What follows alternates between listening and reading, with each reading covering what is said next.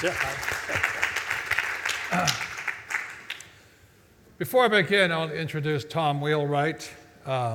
We didn't get the memo today. He's supposed to wear red, I wear the blue. But we look like we work at Kmart or something. But anyway, Tom really he's my personal tax advisor. He's a CPA.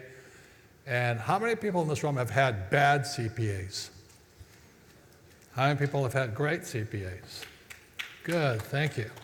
How many people have CPAs that are cowards who want you to pay taxes? Those are the worst CPAs, okay? But Tom is,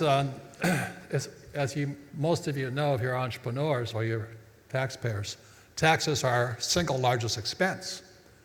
And I've had great CPAs, but Tom is the best. And so I asked him to write this book here, Tax-Free Wealth. He is really my advisor. And anybody who hates paying taxes, this is the book. And the best thing about Tom, he makes it simple and understandable for entrepreneurs like me to understand.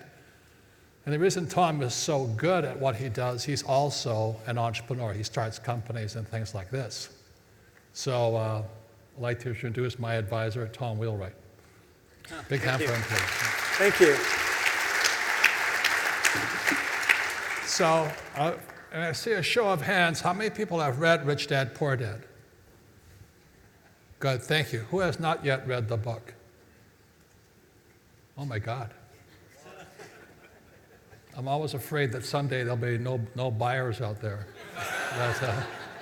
But it's been 21 years. It's still top 10 on Amazon. Top 10, I think it's #1 in Japan today.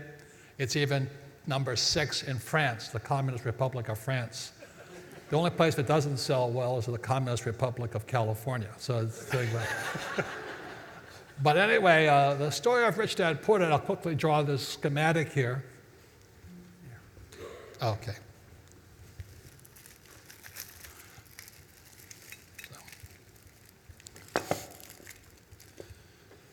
The reason Rich Dad, Poor Dad is so successful, it's basically a book on accounting. That's all it is. And how many people in this book have studied accounting? Good. How many people have never studied accounting? You're lucky. It is the single most boring subject on planet Earth, you know what I mean? And so that's why Tom helps me. But this is Rich Dad, Poor Dad. And I was born in Hawaii. I'm 4th generation Japanese American, which means I don't speak Japanese. So a lot of people come and practice on me. I say, I don't do that stuff, you know. I barely speak English. But Rich Dad, Poor Dad is simply a book on accounting. And Tom's been one of the best guides on it because this is how it started.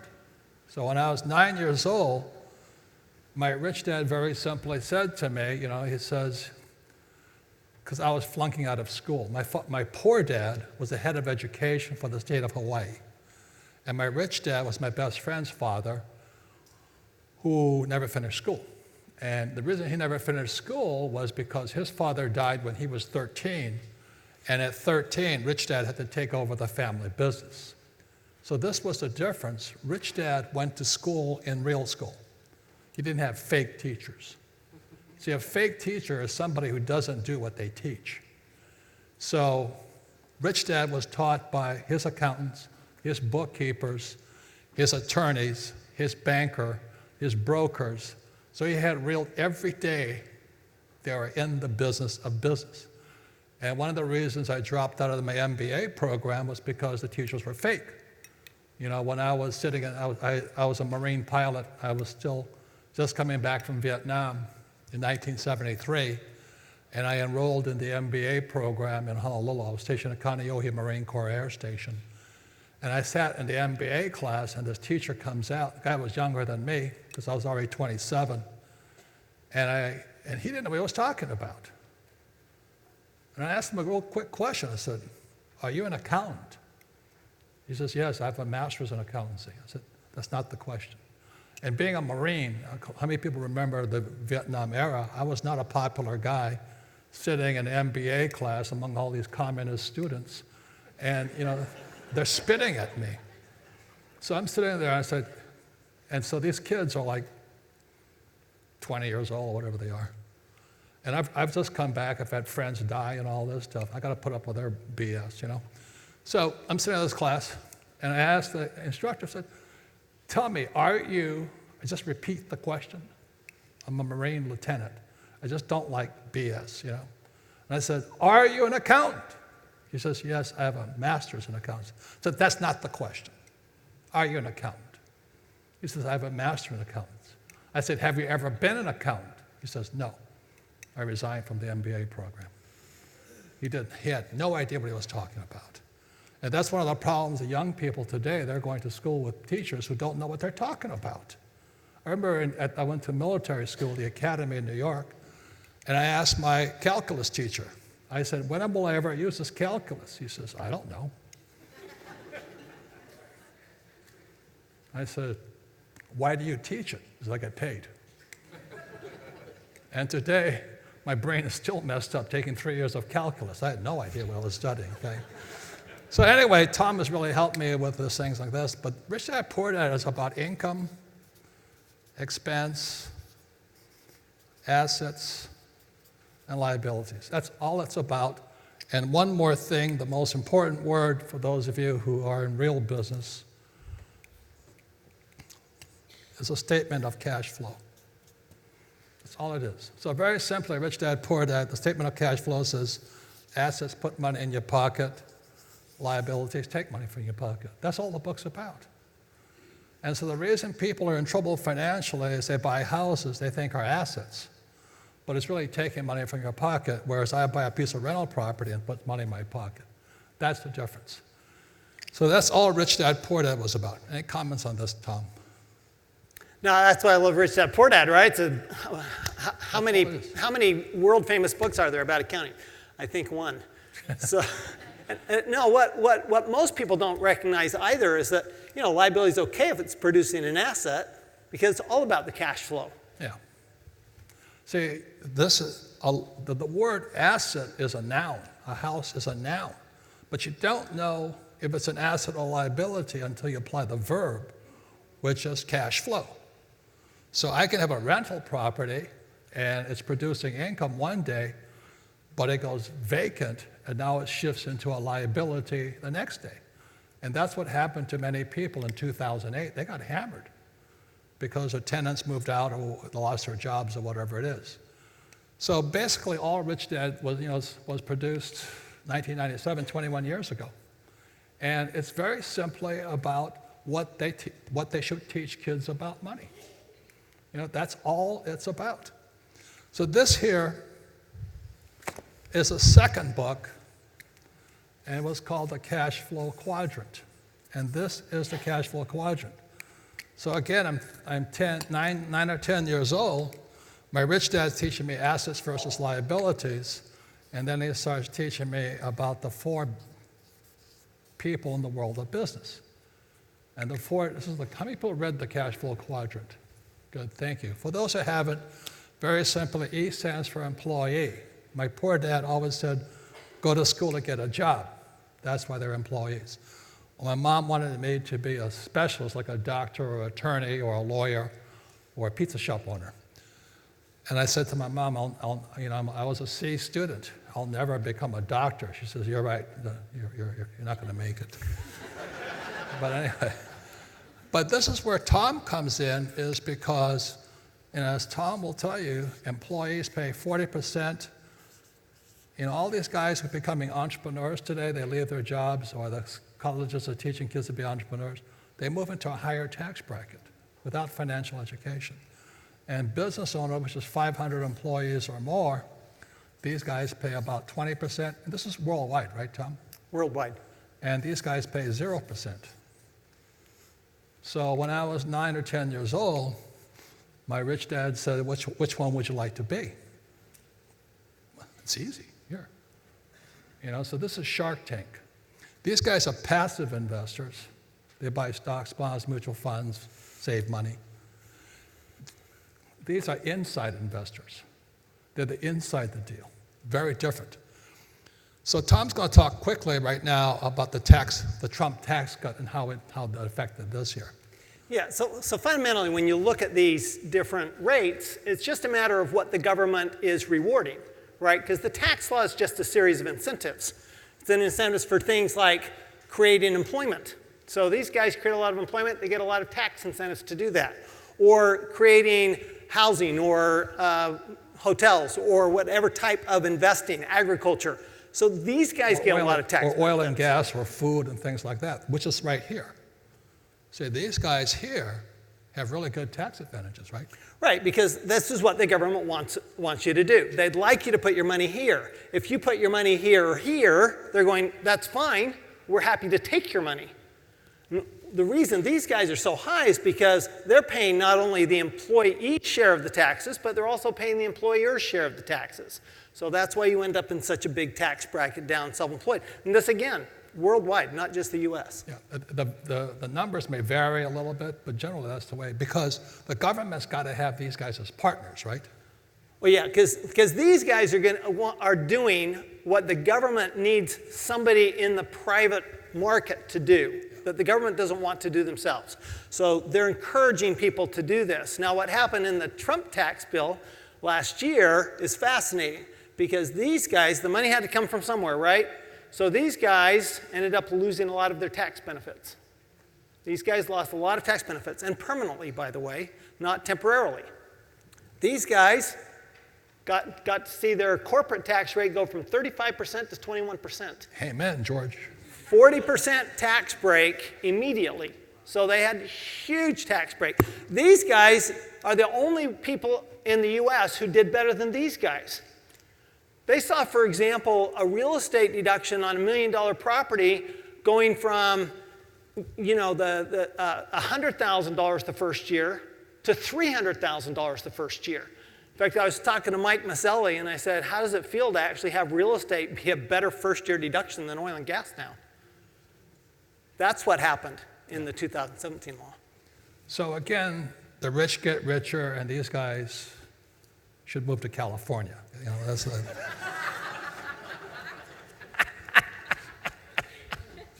well, I don't know. How many people are from California here? Have you ever heard of Allied moving vans? You know, get out there quickly. But the point here, this is poor dad, and this is rich dad. So, and again, these guys are insiders. Why do I like real estate? Because I'm on the inside. You know, I don't want to be on the outside. I don't have any stocks. I might have a few stocks, bonds, mutual funds, and ETFs because I don't like being on the outside. Plus, I don't get the tax breaks. And by the way, if I could say something, I've had a pretty checkered career.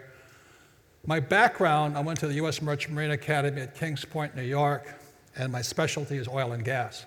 I was a tanker driver. So I drove oil tankers for Standard Oil of California.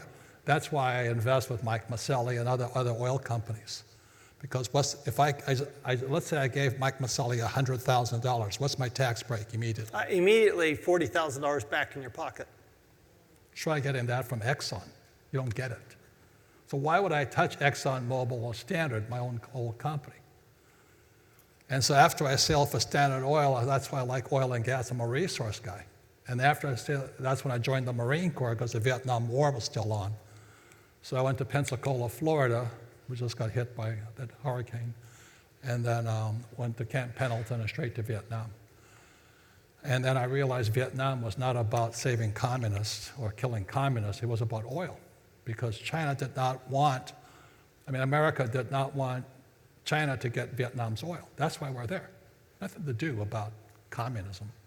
But anyway, and then as part of my career to understand this, I've taken 3 companies public. They're all resource companies. I took an oil company public through the TSX, Toronto Stock Exchange. I took an Argentine silver mine public through the TSX. And I took a Chinese gold company public through the TSX. So when I walk these halls here, I get the same vibes, you know. I love it because when I'm walking the halls here at the New Orleans Investment Conference, I'm with real entrepreneurs. You know, first thing I ask them is, are you going public or when are you going public? Because anybody knows anything, the money is made before it goes public. I mean, I'm not saying anything wrong about guys who already are public. A lot of TSX companies here, because Vancouver, the Wild West, Vancouver, where all the banditos hung out, and TSX, Toronto, that's where the resource guys are.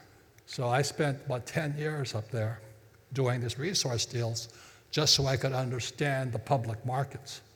And I feel for these guys. I have a simpatico with them. And that's why I love the New Orleans investment conferences, because this is where the real entrepreneurs are. But as you guys know, the money is made before it goes public. And I've taken 3 of them public. I'll never do business. I do a lot of business in China as an author, but my company back in 1996, 97, we found the biggest gold play in China. It was in Dalian province. Took it public on the TSX, and we did our drilling. We came up with about 1 billion ounces of gold, $1 billion worth of gold. I don't know how many million ounces. But what Trump is fighting for right now, as you guys know, what's mine is theirs. And my gold mine got confiscated. It's called country risk. But they don't teach you that in business school, you know what I mean? So anyway, I love the New Orleans Investment Conference, but it's where we hang out. So basically, this is my background. I do practice what I preach. I do this. Tom, do I have assets? A lot. Yeah. And the reason I have assets is my rich dad taught me just playing Monopoly. 4 greenhouses, 1031 tax-deferred exchange, red hotels. So I own red hotels. That's how I get up to 500 employees. Golf courses, oil wells, and gold, lots of gold. Any comments on this stuff here, Tom? Well, I can say, being Robert's personal accountant, he's told me I can say this, is that what he's done is pretty amazing, because if you think about it, so the more income you make over here, the more taxes you pay, right? But the more assets you buy over here, the fewer taxes you pay.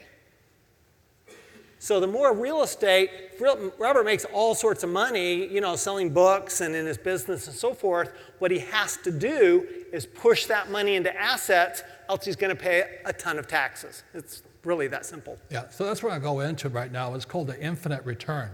So in 1973, when I came back from Vietnam, my poor dad wanted me to go here and get my master's, get my PhD like he did, and my rich dad said, come here.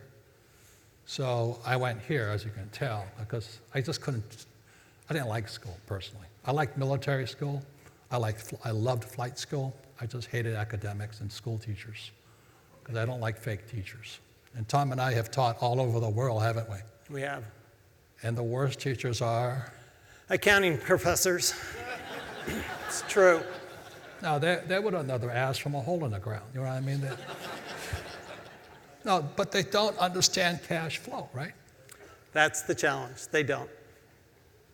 Because they go operate on the definition of the word versus the technical or the useful benefit of the word. That's the big difference. That's why, as you know, Nancy Pelosi and Obama and many of the our leaders, that's why the cash keeps flowing out. They don't know assets from liabilities. And that's why we're going broke as a nation. Okay, so what we're going to talk about today is an infinite return. And very simply, is if you have a real financial education, you'll never need money and you'll never pay taxes. But they don't teach that in school. And by the way, I've been working with the real estate guys for 20 years now, and Tom and I will be on their summit at sea. And this year the theme is the infinite return. So if you can, there's only a few spaces left on the cruise, but many of my advisors will be with me with Tom and I on this cruise. And the whole theme is how you make money with nothing. Because you don't need money to make money. It's one of the biggest lies. And when people say that money doesn't make you happy, well, working at a job you hate doesn't make you happy. And paying a lot of tax doesn't make me happy. And, being on this side makes me very happy. And I'm glad there's people who like being on this side, but I didn't like it here. I wanted to be here. So this is called the infinite return, and Tom will guide. He is really my adult supervision up here, okay? So Tom is the A student, and I was the not even C. I flunked English twice, and I'm now known as the best writing author, best-selling author. You know?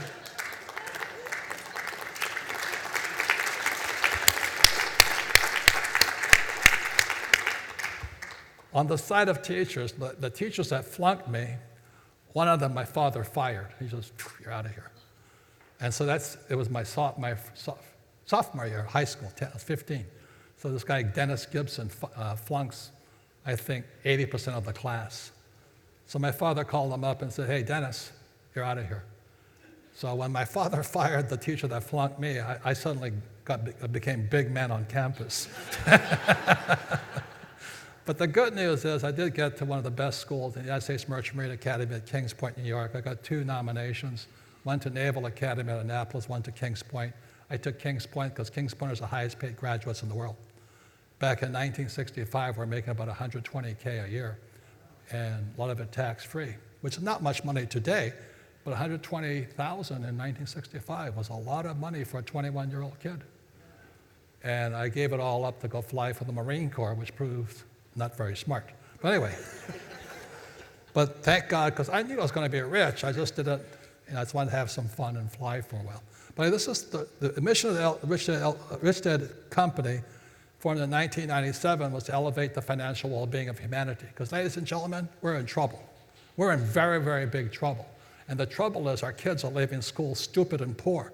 There's now new evidence coming out more and more. If a kid is born to a poor family, they will die poor.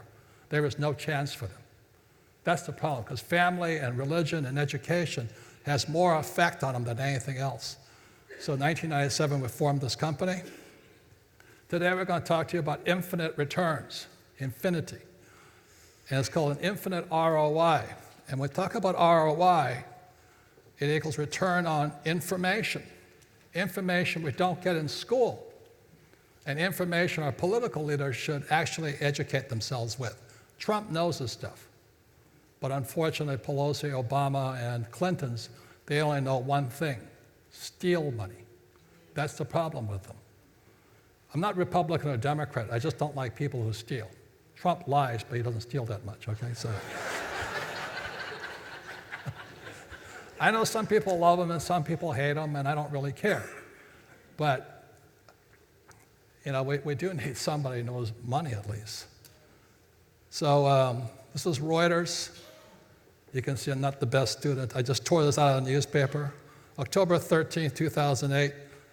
Kushner likely paid little taxes for years. I mean, they make it sound like a bunch of crooks for not paying taxes. And it says Kushner's tax bill reflected the use of a tax benefit known as depreciation. Tom, is depreciation criminal? Depreciation is very intentional, and the U.S. has better depreciation rules than any country on earth right now. The fact is that you buy a piece of real estate that's rented out or used in your business, you're probably going to get to deduct about 30% the year you buy it. So it's a huge incentive right now, and way bigger than most countries. I want you to know we're not saying buy real estate, because right now I'm a net seller. I've never sold real estate, but I'll explain why I'm selling for the first time. But it's not a time to buy because of taxes. Is that correct? Well, the tax benefits are enormous right now. But you don't buy because of tax, okay? Right. It says Kushner's wife, Ivanka Trump, received at least $82 million outside income in 2017. How much tax did they pay on $82 million, Tom? My guess is 0. And that's what we're going to teach. That's called an infinite return, okay? And so it talks about Kushner being a real estate guy. Anyway, advocates of financial education, Trump and I, 2006, we wrote Why We Want You to Be Rich. And then Midas Touch in 2011. I know some people love him, some people hate him. I think he's a great guy. I learned a lot working with him for 8 years. And my wife, who I know people think women hate him, my wife loves him. She just thinks he's a great guy. Now, he is a womanizer, but he didn't mess with my wife, thank God. I had to kill him.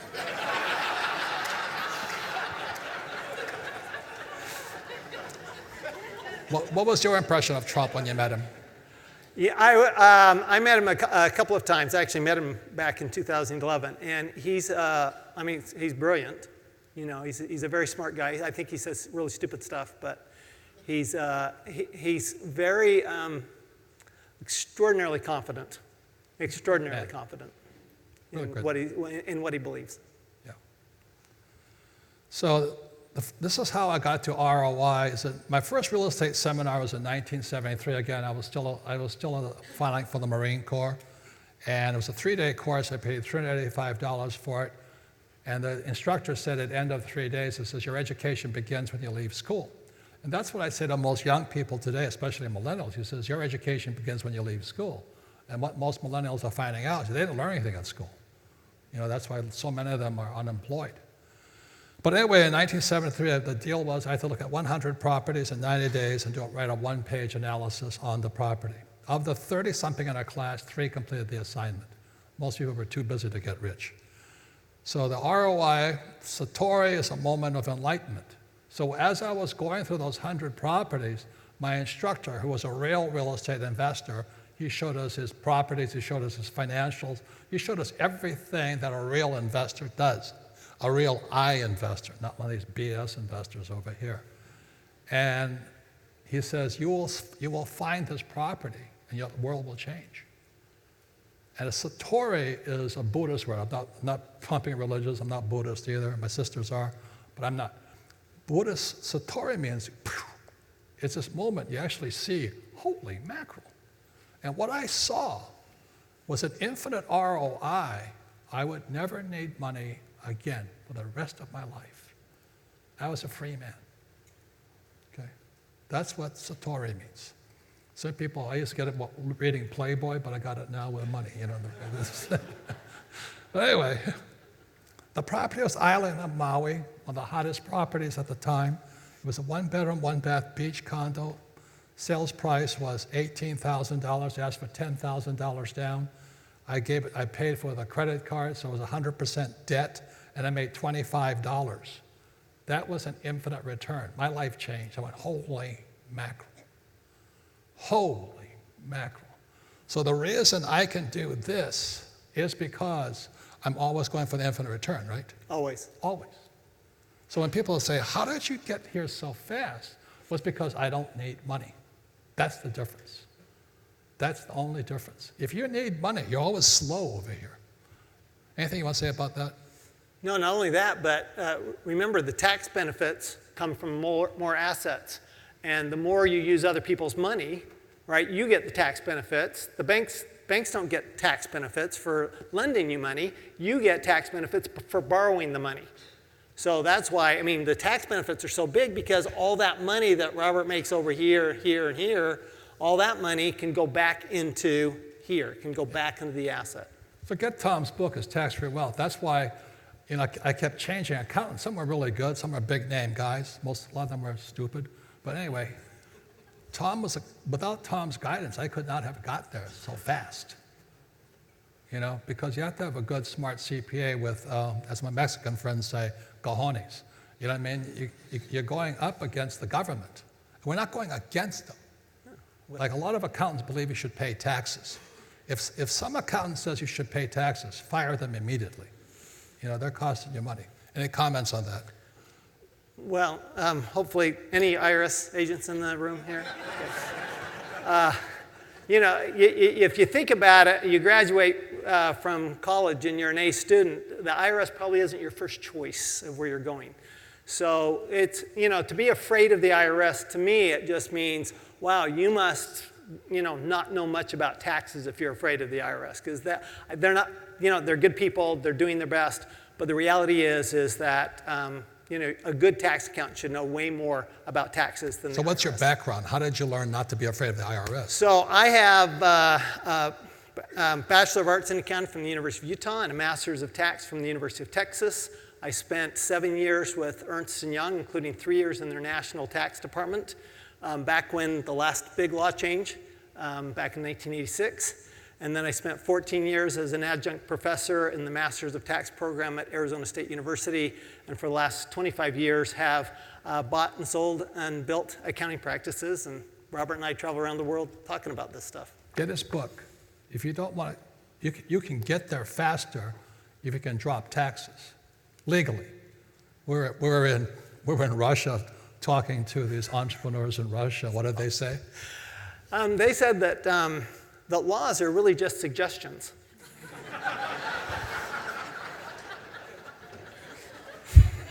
And the reason so many cheat on taxes is these guys. Right. The challenge is that if you're stuck over here, this kind of stands for stuck. If you're stuck over here and you can't do much and you don't have a good advisor that kind of tells you what these rules are, what are you going to do? I mean, because nobody likes paying 40 to 60% in taxes. So that's why they cheat. When you're over here, there's no reason to cheat because you're going to pay fewer taxes anyway just by the fact of being here. And people are afraid of audits. These guys are always audited, right? Yeah, so remember the last election, and Trump said he would release his tax returns when he was no longer under audit. And I burst out laughing. That was the smartest thing I'd ever heard. Because Trump's so big, he's always under audit. We will never see those tax returns, folks. I hope there's no Democrats in this room. No, I'm not Republican or Democrat. I'm a capitalist. I don't like giving my money away when I don't have to give it away. And I would rather partner with the government. That's how I look at it, okay? So this is Island of Maui. That was 1973. The Rich Dad Company in 1996 was founded. My wife and I, Kim, we started the cash flow game, and we raised $250,000 through a private placement. And we agreed to give the investors $500,000 back, which in 3 years we paid all the money back. And so we make millions every month. Our return is infinite. Rich Dad is just running purely on none of my own money, okay? So then this was Tucson, Arizona. Tom helped us on this one. This is a real estate play. We had 144 units, 10 acres. The price was $7 million. We had $2.5 million equity. And that was the cash raise. Much of it came from my wife and I, but we had 2 other investors in it. And then we borrowed $4.5 million in debt and $5 million in a construction loan. 144, 2.5, 3 years later, went to 108 units. We're now at 252 units. The new appraisal came in at $15 million because of rents. Our NOI went up, net operating income went up. So the bank gave us a $12 million new loan. The $12 million amortized or paid off the old loan, the construction loan, which left $3 million. We gave back the $2.5 million to investors, and we split $500,000 each. We're now infinite, and we put money in our pocket. Tom, that $500,000 that came into my pocket, why was that tax-free? So, you borrow money, it's not taxable, is it? Because at some point you have to pay it back. So all of the money that came out, anytime you refinance a deal, that's tax-free money. You've borrowed it from the bank, no tax. And the reason for that was in '71, as most of you know, Nixon took the dollar off the gold standard. And for money to be created, we had to borrow. So when these idiots tell you get out of debt, that's almost un-American. Money is only created when you borrow. That's why they give you, what's that, United Plus, Mileage Plus? We'll give you extra free miles if you borrow money. They want you to borrow money. And these financial planners are telling you get out of debt. I'd fire that guy, and say, hey, tell me how to get into debt. But again, that's the difference between rich dad and poor dad. Debt is good, debt is bad. It's a matter of financial unintelligence. So we split $500,000, net income a year, 2017 is $103,000. Infinite ROI. Now it's not, since then we've gone, I don't know how many units that was, but now we have 6,950 units churning. We can get there faster because we're using debt and we pay no taxes.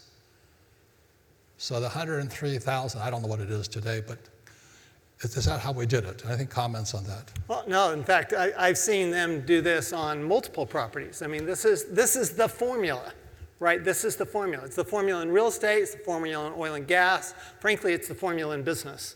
So if you don't have to pay tax because you reinvest the money in the business or you reinvest the money in real estate, then you can use the taxes you would have paid to the government and reinvest those, and you can even borrow money.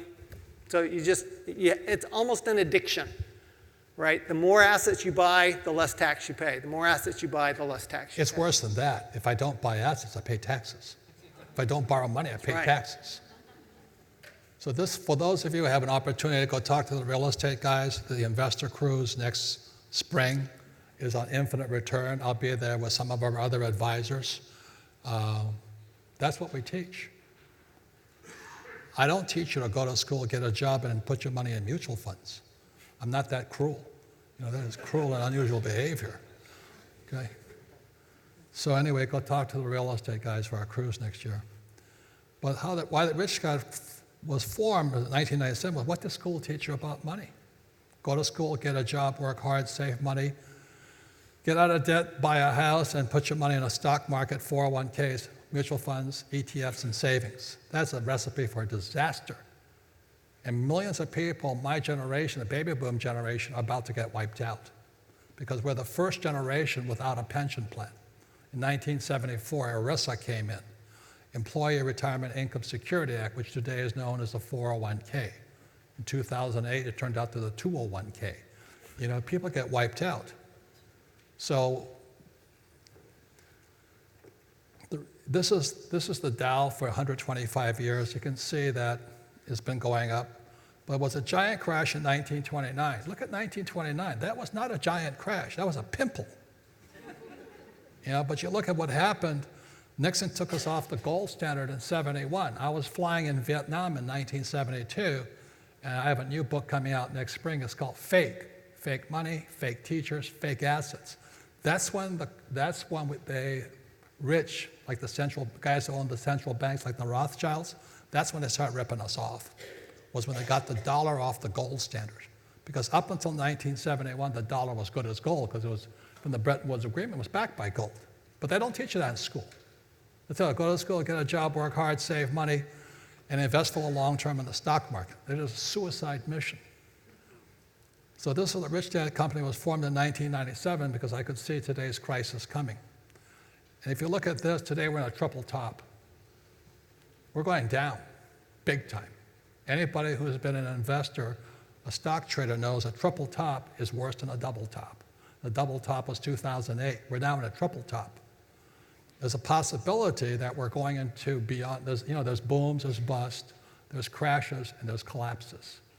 There's outside about 5% possibilities the U.S. economy collapses because of the fake dollars we're in, and bad education, and corrupt Wall Street, and corrupt central banks. We're at a triple top.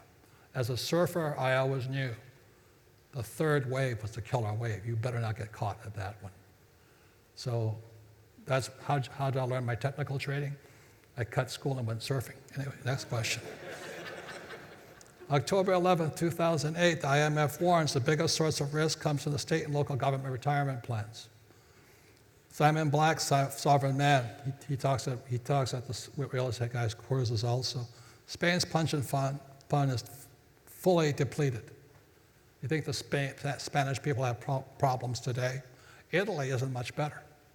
Those are the two bigger countries in the EU. The United Kingdom has trillions of pounds worth of unfunded public pensions. Switzerland has a public pension that's only 69% funded. Any comments on that, Tom? It speaks for itself. Switzerland is what we think of as the safe country, right? And only 69% funded. From an accounting standpoint, that's a nightmare. Yeah. Martin Armstrong, the largest pension fund in the United States is the CalPERS. For the state and local governments, California state's very serious insolvency. CalPERS is underwater $1 trillion. $1 trillion. Who's going to bail them out? Because states cannot print money. All they can do is raise taxes. Social Security they can print, Medicare they can print, but they can't print for CalPERS. The state that's the worst is Obama's old state, Illinois. Their pension plans are toast. So Reuters, PBGC is going broke. The Pension Benefit Guaranty Corporation is insolvent. The PBGC has got major acts to backstop troubled pensions. Every baby boomer today is in trouble. because every pension they're counting on, including Social Security and Medicare, are in serious trouble. That means, that people complain that millennials are living at home. Well, what happens when the baby boomers move in with their millennials? That's the future. And, Gene was talking about assisted living. I'm in assisted living also. Some assisted living homes are $20,000 a month. That's more than people make a year, a month. So assisted living is a great business, because it's guaranteed we're going to get older if you don't die. Dying might be the better way out, really. But anyway, the gap. This is the gap in America, the rich. You can see the poor getting poor. And these are working poor. These guys have jobs. My brother is a property manager in Hawaii. He interviewed these guys sleeping in their cars. The homelessness in Hawaii, California, and Seattle and New York is going through the roof. So my brother, being a property manager, to get these guys off his properties, he interviewed these guys sleeping in their car. They said, well, I have a job. I just can't afford a house. And then my brother was at the beach, and he saw one of his classmates living on the beach. He says, oh, I'm so sorry, you're homeless. He says, no, I'm not homeless. I'm living on the beach. He says, what's the difference? He says, I'm renting my house out. I make more money that way. And he gets tax deductions on that income, right, Tom? So that's why I like the real estate guys, charts, is that even the housing prices went down, rents went up. Okay? That's how you think. It's not about, is a mutual fund a good investment?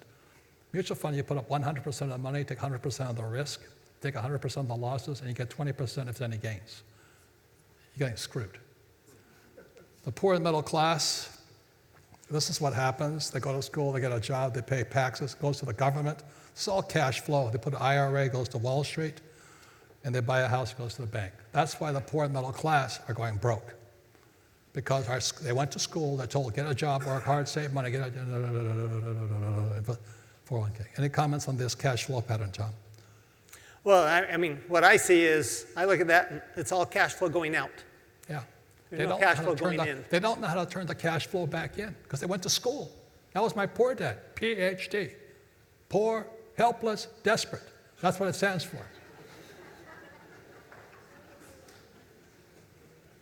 And they run our school systems. They're teaching your kids and your grandkids. And we wonder why we're in trouble. It starts in school. No financial education in school. That's why I started the Rich Dad Company. This is really simple stuff. You don't have to go to Harvard to understand the little squiggly lines. This was all Rich Dad, Poor Dad was. This was all this, the cash flow quadrant. Still our best sellers. This is why they get rich get richer. Taxes. Debt. I reinvest 1031 tax-preferred exchanges. And I buy gold and silver. I do not save money. I save gold and silver. I have millions in gold and silver because I don't need money. I don't need cash. I have cash, but it's short-term cash. I'm waiting for the next crash. I can go back in. I save gold and silver. Any comments on that, Tom? Well, on all of this, every time you buy an asset, your taxes keep going down. So even if you have income from other sources, a business or a job or something else, with the right tax planning, all of those asset purchases over here, all of these assets that you're buying over there create more tax deductions, which means that you send less money to the government. Yeah, I use debt to buy assets, and the more debt I use, the less taxes I pay. That's right. And the more assets I buy, the less taxes I pay. And instead of selling, I don't like to sell because that's a capital gains, right? Right, but if you just borrow the money out, if you just borrow against it, then that's not taxable. This is not hard, you guys. With a good accountant, good attorney, and smart advisors, you can get there. I was a C student. I really don't know much. Tom will verify that, right, Tom? It's true. But I do have a smart wife, right? Very, very smart wife. The key to success is marry a smart woman, okay? I got that? That's his key. Yeah, as my wife wasn't rich either. She just understood real estate. But as she says, when it comes to money, women are much smarter than men, and I'd have to agree. So anyway, that's why she wrote the book, Rich Woman. Okay. But this here is McDonald's formula. This was my formula as a kid. If I get $1 million, what does that mean, Tom? Well, so what that means is I have to go borrow $4 million to buy a $5 million asset so you don't pay tax on the $1 million. You know, and wherever Tom and I go all over the world. And some moron, you know, will raise their hand and says, no, what they say is, you can tell them, you can't do this here. And what I say is, you have a McDonald's? Yeah. Well, what do you think McDonald's is doing here? If you read Rich Dad, Poor Dad, you know, Ray Kroc's, when my friend from the University of Texas asked Ray, he says, Ray asked the class, the MBA class, he says, what business is McDonald's in? Answer was, real estate. Today, McDonald's owns more real estate than the Catholic Church. Okay? Because if you saw the movie Founder, it's in there. So all these yo-yos and all the countries we go to, these academic types say, you can't do this here. And all I say is, do you have a McDonald's here? Yeah. The trouble is they can't see it because they went to school. Anything else on this, Tom? No, I mean, to me, it's a very simple formula. Yeah, I don't think you get any more simple than that. And that's how you don't pay taxes legally. Because again, everything we're talking about is how not to pay taxes legally. Do what the government wants you to do. Yeah. Debt makes you richer. Debt and taxes make you richer. On this side, debt and taxes make you poorer on this side. Go to school, get a job, work hard, save money, invest in the stock market, get out of debt. So how taxes make the rich richer?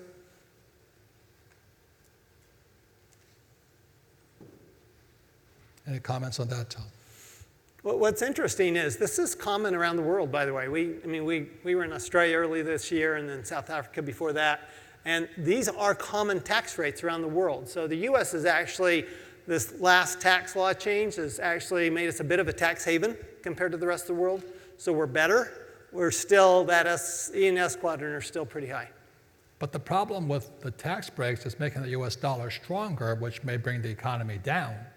Because as the dollar gets stronger, everybody gets weaker because China and Japan are in serious trouble. So the dollar getting stronger means our trade deficit increases because we don't export as much.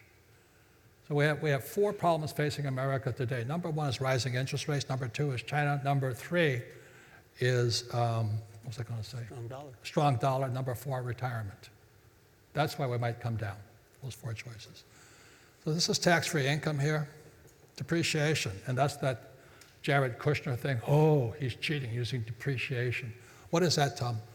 So depreciation is really just basically the wear and supposedly the wear and tear on a building. The difference is that, you know, if you buy a chair or you put in carpet, it really does wear out, whereas buildings tend to last a lot longer than the depreciation. Is this depreciating right now?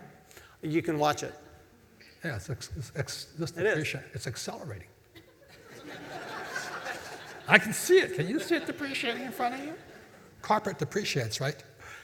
Actually, carpet, now we get to write off the first year. We don't even have to depreciate it. Are the lights depreciating? First year. Furniture? First year. Yeah. Appreciation. Why is appreciation tax-free? Well, so appreciation, remember, we don't pay tax until we actually recognize that gain.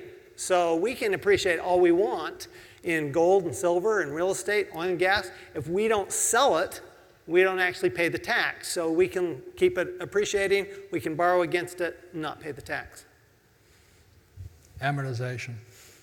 So amortization is great because you've got debt that you use to buy this over here, but that debt is being paid for by your tenants, customers, et cetera. And this is what the New York Times says is some kind of criminal offense. So anyway, ROI Satori, moment of enlightenment, ROI, infinite, can be created with any asset. Once you see it, you can do with anything. That's what we'll be teaching in the real estate guys' groups. You can do it with stocks, bonds, options, avocados, anything. But you have to have the education. And that's what our school systems are not teaching us. And that's why we're in serious trouble, because we're run by idiots. So thank you. Thank you very much.